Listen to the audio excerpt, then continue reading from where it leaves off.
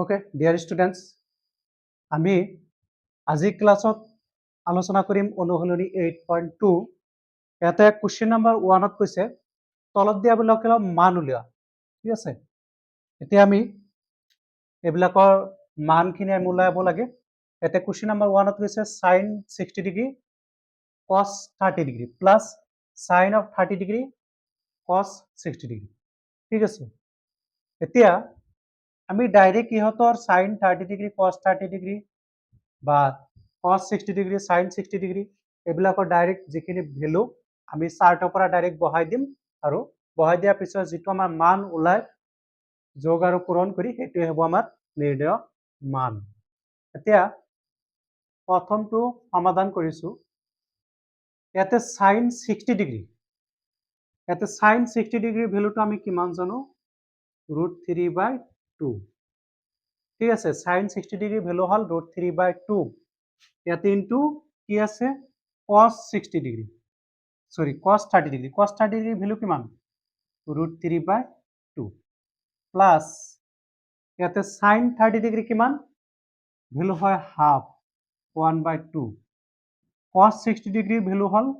Half, 1/2। Okay, এবার 2 into 2 আমি যদি মাল্টিপ্লাই করে দিও কিমান পাম? 4। √3 into √3 আমি পাম 3, ডাইরেক্ট করে দিছো, ইয়াতে পাম 3 প্লাস ইয়াতে 2 into 2 4, উপৰত 1 into 1 1 এ পাম, ইয়াতে 3/4 প্লাস 1/4 পাম। ইয়াতে তলত 4 আৰু 4 ৰ এলসিয়াম কিমান পাম? লসাগু পাম 4। ঠিক আছে, ইয়াতে আমি ডাইরেক্ট যোগ করে দিব পাৰিম কারণ লসাগু একই হয়। ইয়াতে 3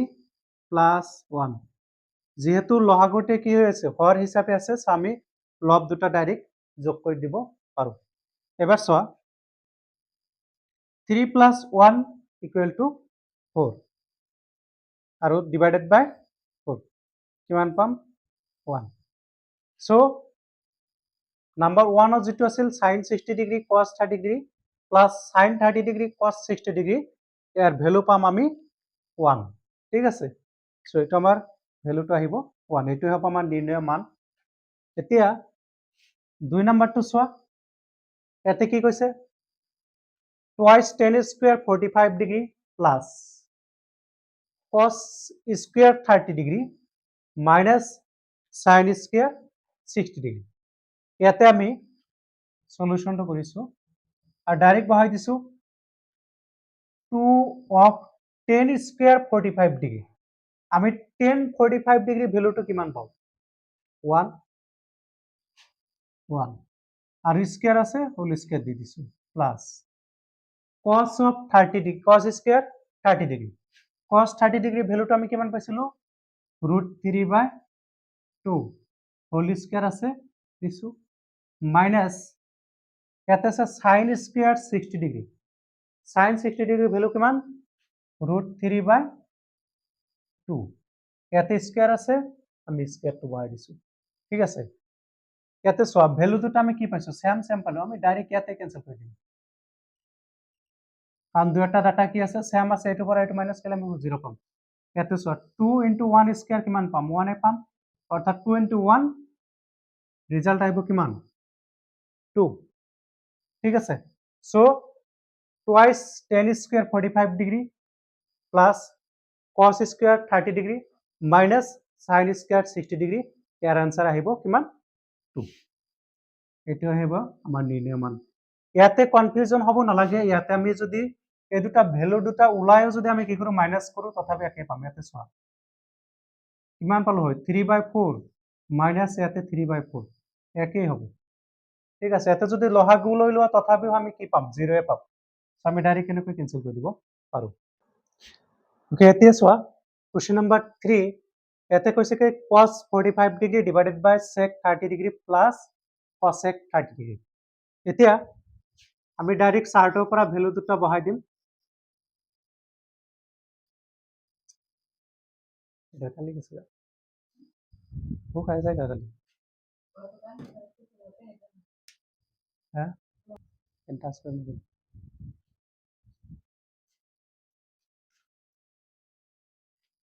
ওই দাদা শুরু মাল্লা দেখছো বইয়ে এনে যে তাইলে বলি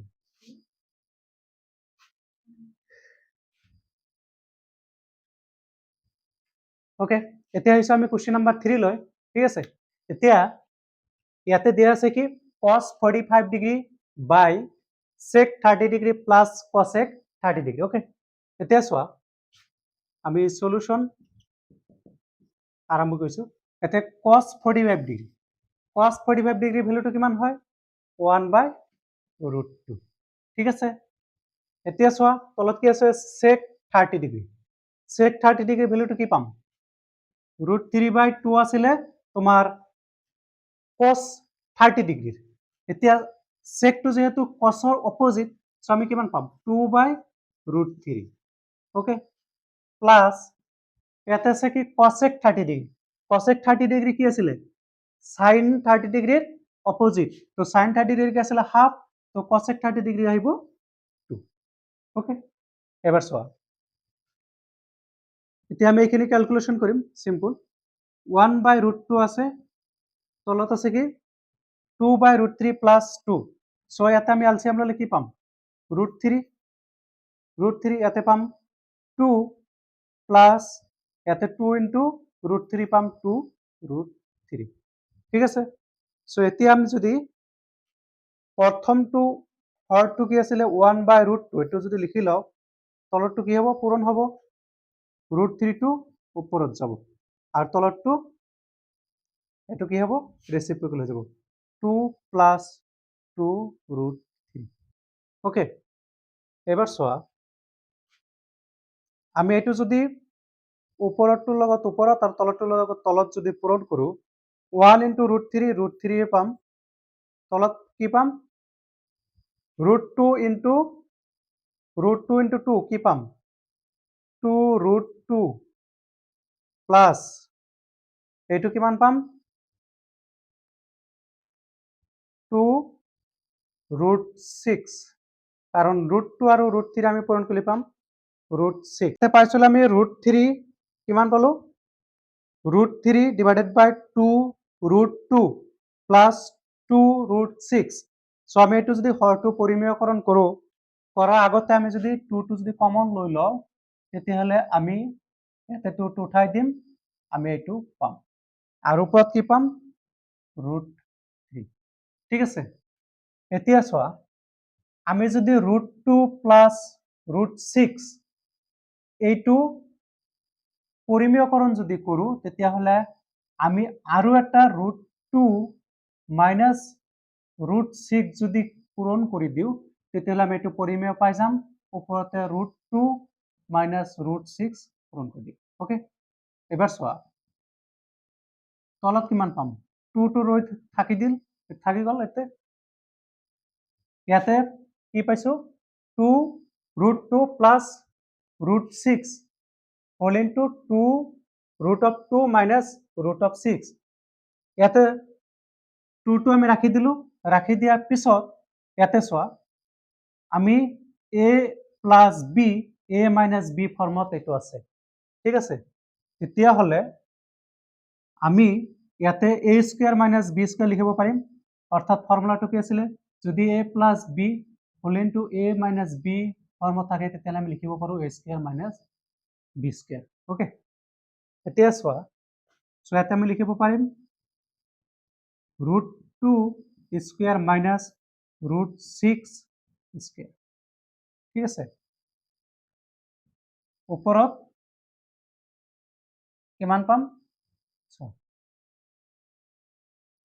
√6 এই দুটা পূৰণ কৰলে আমি কি পাম √6 মাইনাস √18 ঠিক আছে এবাৰ চোৱা আমি তলত কি পাম 2 ইনটু ইয়াতে পাম 2 মাইনাস 6 ঠিক আছে 2 মাইনাস 6 ইয়াতে √6 মাইনাস এইটা আমি লিখিব পাৰিম √9 ইনটু 2 লিখিব পাৰিম ঠিক আছে সো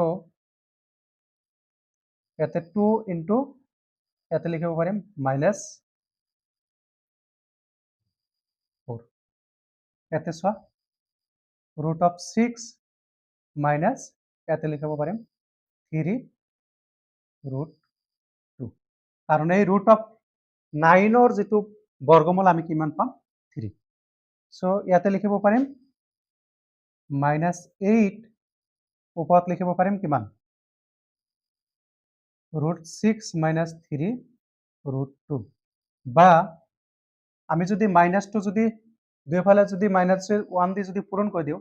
ইয়াতে পাম 8 ইয়াতে পাম 3√2 মাইনাছ √6 ঠিক আছে একদম ইজি সো মই আৰু এটা কুইক ৰিভিজন দি দিছো ইয়াতে আমি cos 45 ডিগ্ৰী ভ্যালুটো বহাই দিলো 1/√2 ইয়াতে sec 30 ডিগ্ৰী আমি ভ্যালু পাইছো কিমান 2/√3 প্লাস cos sec 30 ডিগ্ৰী কিমান পাইছো 2 ইয়াতে 1/√2 আছিল ডিভাইডেড বাই আমি এইটো যদি দুটা কি কৰিছিলো যোগ কৰিছো যোগ কৰাৰ পিছত কি লসাগু পাইছিলো কিমান √3 ইয়াতে 2 প্লাস 2√3 পাইছিলো এই দুটা পূৰণ কৰি দিছো তাৰ পিছত চোৱা ইয়াতে প্ৰথমটো কি কৰিছো লিখি লৈছো লিখি লোৱাৰ পিছত হৰটো আমি পূৰণ হিচাপে প্ৰকাশ কৰিছো প্ৰকাশ কৰাৰ লগে লগে কি হ'ব ইয়াৰ হৰটো কি হৈ যাব লব হৈ যাব লবটো হৰ হৈ যাব ঠিক আছে সো 1 * √3 থাকিব ইয়াতে √2 * this আমি এটো পাম ইয়াতে দুইটাতে আমি 2 যদি কমন আউট লও লোৱাৰ পিছত আমি পাম √2 + √6 ঠিক আছে ওপৰত আমি √3 পাইছিলো ইয়াতে আমি দুইটাতে √2 - √6 কি কৰিছো পূৰণ কৰিছো হৰ আৰু লব কাৰণ আমি কি কৰিম হৰটো পৰিমেয়কৰণ কৰিম ঠিক আছে ইয়াতে হৰটো পৰিমেয়কৰণ কৰাৰ কাৰণে আমি এটো ওপৰত আৰু তলত পূৰণ কৰিছো পূৰণ কৰাৰ পিছত আমি কি পাইছো 2 * ইয়াতে চোৱা a2 আৰু 2 কি ফৰ্মত আছিল a + b a - b ফৰ্মত আছিল সো a² - b² আহিব √2 হোল স্কয়াৰ - √6 হোল স্কয়াৰ ওপৰত এই দুটা যদি পূৰণ কৰিছিলো পূৰণ কৰাৰ পিছত কিমান পাইছিলো √6 - √18 ওকে ঠিক আছে ইয়াতে চোৱা ইয়াতে 2 টো থাকিল তলত তাৰ পিছত 2 - 6 কৰি দিলো ইয়াতে √2² 2 এ পাম √6² 6 পাম ইয়াতে 18 * 9 * 2 হিচাপে লিখিব পাৰো কাৰণ 9 টো এটা কি পারফেক্ট স্কয়ার নাম্বার ঠিক আছে বর্গ সংখ্যা হয় সো √6 মাইনাস এই √9 এর বর্গমূল কিমান 3 আর √2 তো থাকি গল ইয়াতে 2 * ইয়াতে পাম কিমান -4 সো -4 * 2 -8 ইয়াতে থাকিলে √6 - 3√2 ঠিক আছে এইবার ইয়াতে চোৱা ইয়াতে মাইনাস চিন আছিল ইয়াতে আছিল কি মাইনাস চিন এই মাইনাস চিনটো গুচাই দিয়াৰ কাৰণে আমি কি কৰিছো হৰ আৰু লব দুয়োটাতে কি কৰিছো মাইনাস দি পূৰণ কৰিছো ইয়াতে প্লাস হৈ গল ইয়াতে আছিল মাইনাস এটো কি হ'ব প্লাস হ'ব ইয়াতে আছিল প্লাস এটো মাইনাস হৈ যাব ঠিক আছে সো আমাৰ आंसर আহিব 5 ইয়াতে আছে 5 of cos square 60 degree plus 4 of sec square 30 degree minus 10 square 45 degree divided by sin square 30 degree plus cos square 30 degree ইয়াতে চোৱা 5 into cos square 60 degree আমি cos 60 degree ভ্যালুটো কিমান জানো 1/2 ইয়াতে স্কয়ার আছে স্কয়ার দিলো plus 4 into sec square 30 degree sec 30 degree ভ্যালুটো কিমান 2/√3 ইয়াতে স্কয়ার আছে square to minus 10 square 45 10 45 degree 1 square আছে square sin 30 degree এটা সো sin 30 degree ভ্যালুটো কিমান 1/2 square plus cos 30 degree ভ্যালুটো কিমান পাম √3/2 square আছে square তো আমি বহাই দিছো ঠিক আছে এবার চোৱা তলত আমি যদি চাও আমি পাম 1/4 স্কয়াৰ কৰিলে 1/4 পাম প্লাস ইয়াতে পাম 3/4 কাৰণ √3 স্কয়াৰ কৰিলে আমি 3 পাম 2 স্কয়াৰ কৰিলে 4 পাম ওপৰত কিমান পাম 5 into 1/4 পাম প্লাস ইয়াতে পাম 4 into 4/3 পাম 4/3 minus 1 ওকে তলত ইয়াতে কিমান পাম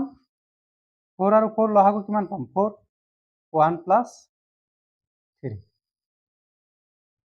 ওপৰত কিমান পাম 5/4